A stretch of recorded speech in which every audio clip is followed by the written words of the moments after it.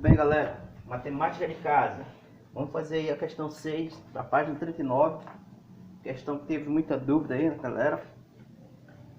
As retas R e S são respectivamente a bissetriz do primeiro e terceiro quadrante. Então aqui é o primeiro quadrante, terceiro quadrante. Quem está com dúvida na marcação do quadrante, assista a nossa primeira videoaula, né, da parte teórica do sistema cartesiano. O segundo, que é o quadrante par, segundo e quarto quadrante.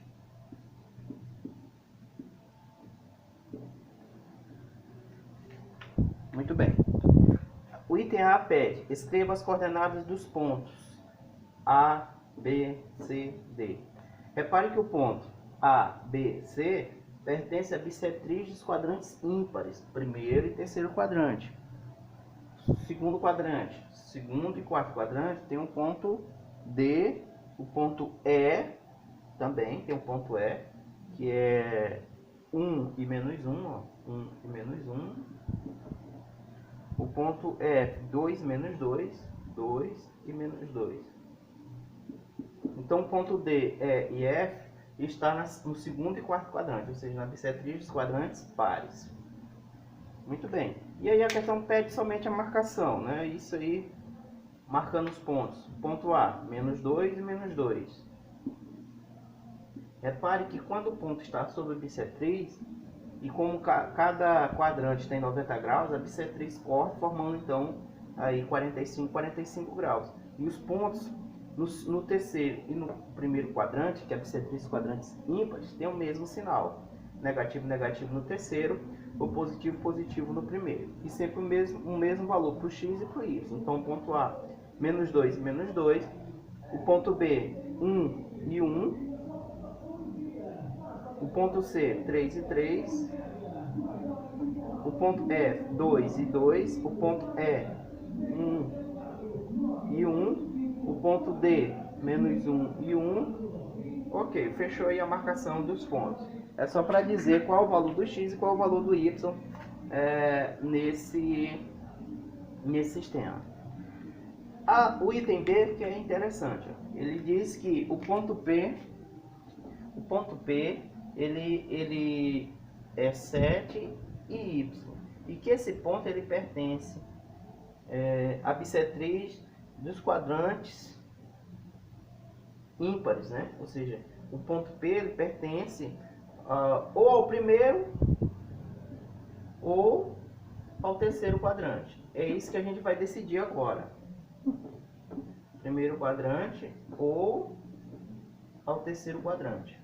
E aí ele quer saber qual é o possível valor de y. Repare, o x do ponto P é 7. O x aqui do ponto P é 7. Então, se ele pertence, pode pertencer ao primeiro ou ao terceiro quadrante, esse ponto, esse 7 aqui, nunca vai encontrar um ponto aqui no terceiro quadrante.